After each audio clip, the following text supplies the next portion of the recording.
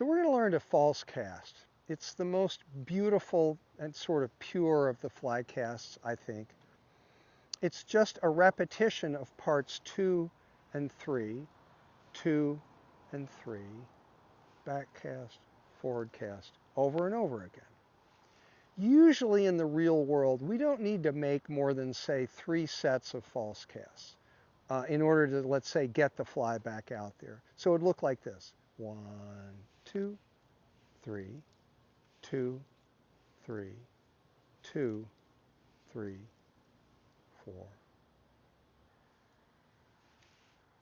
One thing you've noticed about the false cast is that there's no presentation. Why? We actually don't want the line to hit the water in front. So the tempo is just like this. Tick, tock, tick, tock, tick, tock, down. So that the pause in the back cast is the same as the pause on the forward cast. See the rod stop? It freezes at the stop for about 1 second to let those casts go out there without falling so much that they're going to hit the water in front or in behind.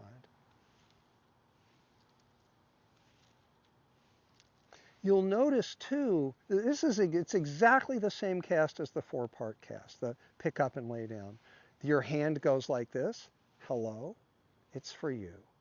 Hello, it's for you. Hello, it's for you. Exactly the same. Your hand still travels about 1.5 feet between the stops, something like that, maybe 2 feet, something like that. And the energy in the false cast is exactly the same as in the pick up and lay down cast, the 4-part cast. The back cast and the forward cast have the same amount of energy to them. 2, 3, 4. Elbow still in the same relaxed position. When a really good fly caster picks up a fly rod, the first thing she does is she false casts it. She wants to dial it in without the interruption of pick up and lay down presentation.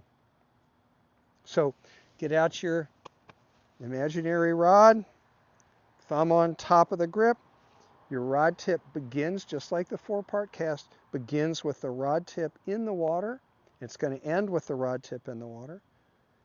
Hello, it's for you. Hello, it's for you. Hello, it's for you. 1, 2, 3. 2, 3. 2, 3, 4. And as always, you want to make sure to keep the rod leaned out to the side away from you so the fly doesn't whack you in the face. You have any questions? Okay, let's cast.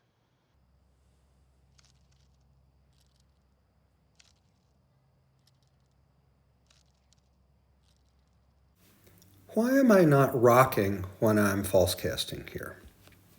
Well, because rocking is a tournament casting technique, and it's not something you'd want your students to do when they started trout fishing or when they went out into a canoe with you to fish. So I call this keeping a quiet body. You probably noticed that these loops are not as tight as the previous ones were. Why? I'm using a much softer rod. By the way, there's a place in here later where I throw a crummy cast, and that actually the pickup caught on something out of the frame, and the back cast was kind of jangly. It's like, be comfortable making crappy casts in front of your students. It humanizes you. We get too caught up in being perfect, and we're not. We're just people. So it's okay to make a bad cast. In fact, it always relaxes your students when you make a bad cast. Joke about it if you want, because it lets them be more comfortable at not being perfect.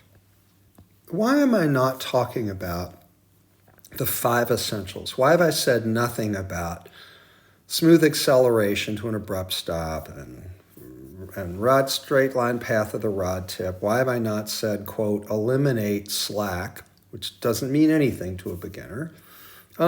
It's because the 5 essentials are not essential.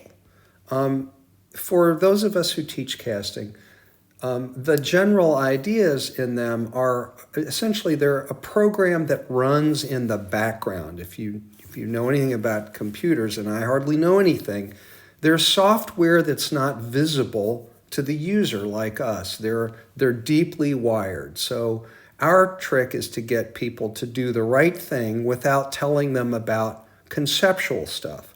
Bill Gamble, who with his dad and with world champion Chris Korich, came up with the 5 essentials. Bill actually doesn't teach them to people until they already know how to fly cast, which kind of begs the question, how essential are they if you don't need to know them in order to fly cast?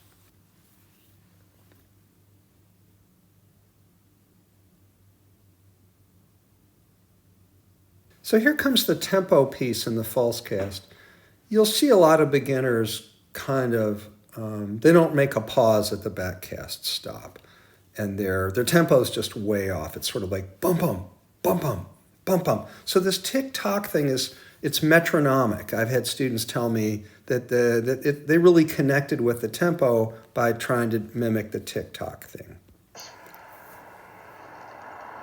Tick-tock, tick-tock, tick-tock, down. Darink. So the line caught on something, crummy looking back cast. That's just a good thing to do for them. One of the great things to do is throw your line into a tree and get it stuck there. They laugh, and the truth is, I threw the line into the tree without intending to. I made a bad cast. It's okay. You see the emphasis here on the pantomime. Why? Because the more they go through the right motion, the more thousands of repetitions they make of that bend at the elbow, that lift at the shoulder if they do that. If you wanted to make your students be good flycasters, you would have them move through the right motion, either with a rod or without the rod, thousands of times. The lucky ones will only need to do it hundreds of times. Most of us needed thousands of times. So the more time you spend talking to them about casting with concepts and explanations, the more you're cheating them of good casts. So say less, you'll get more. What I hope you've been doing here is looking at the caster much more than you've been looking at the line. I'll get them to look at that, or I'll get them to look at this or this.